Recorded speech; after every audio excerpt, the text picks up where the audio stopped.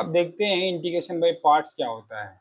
अब इंटीग्रेशन का तो मतलब समझ में आ गया अपने को कि भाई अगर एक कोई भी फंक्शन है, चाहे वो कोई रेट हो या कोई कोई मास हो या कोई स्पीड हो, कुछ भी उसका फंक्शन है, y is equal to some value है, एक्स स्क्वायर है या जो भी है, राइट। इसको एफ एक्स भी बोल सकते हैं कि फंक्शन ऑफ एक्स, मतलब एक्स की वैल्यू कुछ चेंज हो रही है तो आउटपुट कुछ मिल रहा है, राइट। इस डायरेक्शन में एक्स बढ़ रहा है। अपने को क्या पता है कि कुछ D x, small changes in x को यूज करके इस वाले फंक्शन को ऐड करेंगे, टोटल एक्यूमुलेशन कर लेंगे तो इंटीग्रेशन होता है। लेकिन कभी कभी क्या होता है कि ये जो फंक्शन होता है इतना सिंपल नहीं होता है। कभी कभी वो क्या होता है, एक्स स्क्वायर इंटू मान लो साइन एक्स दे दिया, ठीक है। तो इसको सॉल्व करने में थोड़ा सा दिक्कत होता है क्योंकि ये थोड़ा दो दो हो गया यहाँ पर, दो चीज, राइट। तो इसको कैसे करते हैं, इसी को बोलते हैं इंटीग्रेशन बाय पार्ट। मतलब उसमें क्या करना रहता है, इस वाले वैल्यू को कोई वेरिएबल u मान लेना पड़ता है और उसके बाद से एक फार्मूला है। क्या फार्मूला है, इस पूरे इक्वेशन को अपन को ये मानना पड़ता है कि ये जो है u dv है। क्या है, u dv है, ठीक है। यानी कि इसको u मान लिया और इस पूरे हिस्से को dv मान लिया, मतलब सॉरी इसमें dx भी होगा, राइट। ठीक है। तो उसको क्या लेंगे, इस वाले हिस्से को u मान लिया हमने, u को एक्स स्क्वायर मान लिया और ये पूरा जो अलग हिस्सा था उसको dv मान लिया। अब इसको क्या करेंगे, किस फॉर्म लिखना है, इसका एक फार्मूला होता है, वो ये होता है कि अगर आप उसको इंटीग्रेट करोगे तो होता है u into v minus integration of v dot d u, ठीक है। तो अब इसको ये वाला फार्मूला आपको फिट करना है, ठीक है। तो आपको अलग अलग चीज चाहिए, u चाहिए, v चाहिए, फिर आपको क्या है du चाहिए, राइट। तो एक एक चीज अपन निकालते हैं। तो सबसे पहले तो आप अगर इसको ये वाले हिस्से को डेरिवेटिव निकाल दोगे तो आपका डी यू निकलता दिख रहा है, मतलब इसको d बाई डी एक्स दोनों तरफ कर देंगे u और इधर हो जाएगा आपका d by D x of x square, right. तो डी क्या होगा आपका D you by D x हो जाएगा। इधर आपका हो जाएगा एक्स स्क्वायर का डेरिवेटिव क्या होता है, 2x होता है ना, n into n to the power n minus one, right.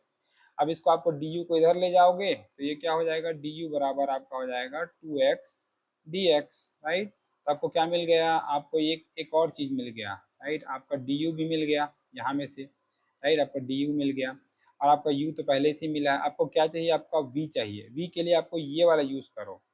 इसको क्या कर देंगे अपन, इसको इंटीग्रेशन कर देंगे। कैसे, अब ये भाग को दोनों तरफ इंटीग्रेशन कर दो, ये होगा आपका dv, इधर भी आपका होगा इंटीग्रेशन, आपका हो जाएगा साइन एक्स dx कर दो, ठीक है। तो dv का इंटीग्रेशन आपको पता है, किसी भी चीज का अगर dx इंटीग्रेशन वही वैल्यू होता है तो ये आपका हो जाएगा v, ठीक है ना। और आपका साइन एक्स का क्या होता है, साइन एक्स का होता है आपका माइनस कॉस एक्स होता है आपका इंटीग्रेशन, ठीक है। तो ये आपका कॉइन एक्स हो, साइन एक्स हो गया, ठीक है। एक मिनट, ठीक है। तो आपका क्या हो गया, कॉस एक्स। तो आपको आपका v भी मिल गया, माइनस कॉस एक्स मिल गया ना। अब v मिल गया, u मिल गया, ठीक है, du मिल गया। अब सबको इस वाले फार्मूले में रिप्लेस करो, आपका आएगा, ठीक है। कौन सा फार्मूला से आपका पता नहीं, ये वाला जो हिस्सा है आपका, ये आपका है u डॉट वी, ठीक है, minus integration of v d u से आया है, राइट। ये वाला आपका हिस्सा, ठीक है।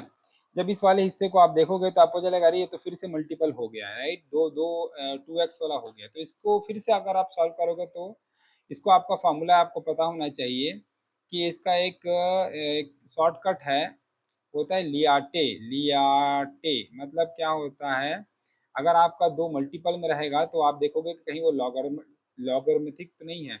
यू चूज करने का तरीका है, अगर लॉग पहले है, लॉग है तो उसको यूज कर लो। अगर इनवर्स है मतलब sign to the power minus one ऐसे कुछ है तो उसको चूज कर लो यू। अगर वो भी नहीं है तो अरिथमेटिक है, यानी कि एक्स स्क्वायर 2x वगैरह एक्स टू द पावर कुछ जो है तो वो उसको रख लो। वो भी नहीं है तो ट्रिग्नोमेट्री रख लो, यानी कि साइन एक्स कॉस एक्स वगैरह रख लो। वो भी नहीं है तो लास्ट में एक्सपोनेंशियल को आप यू मान सकते हो। तो यू मानने का तरीका आप लियाटे से निकाल सकते हो।